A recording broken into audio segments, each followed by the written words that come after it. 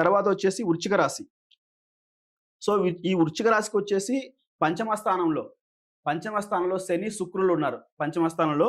అలాగే రాస్యాధిపతి చూసుకున్నట్లయితే ఆహ్, 1, 2, 3, 4, 5, 6, 7, 8, 9 9దో స్థానంలో రాస్యాధిపతి ఉన్నాడు. కుజుడు 9దో స్థానంలో ఉన్నాడు రాస్యాధిపతి.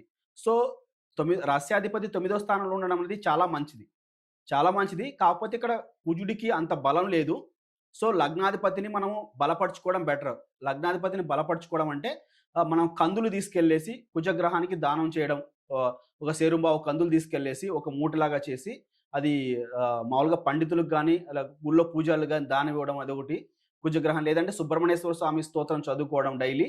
అది మంచిదనమాట. ఎందుకంటే ఇక్కడ బానే ఉన్నాడు గానీ కొంచెము జలతత్వంలో నీచం పొందుతాడు కాబట్టి అంత బలం లేదని చెప్తాం కాబట్టి కొంచెం అది పూజలు చేసుకోవడం మంచిదనమాట. సో, ఇప్పుడు వీళ్ళకు సంతానం కోసం ట్రై చేస్తుంటే సంతానం కలగదు వీళ్ళకి. ఇప్పుడు చాలా మంది ఇప్పుడు ఇంతకుముందు సంతానం కోసం ట్రై చేస్తుంటారు. సో, వాళ్ళకేందంటే ఇప్పుడు కొంచెము డిఫికల్ట్‌గా ఉండొచ్చు. ఎందుకంటే శని పంచమంలో ఉన్నప్పుడు, అది కూడా శుక్రుడితో కలిసి ఉన్నప్పుడు కొంచెం డిఫికల్ట్‌ని ఇస్తాడు. ఒక సంతానం కోసం ట్రై చేసే వాళ్ళకి 2026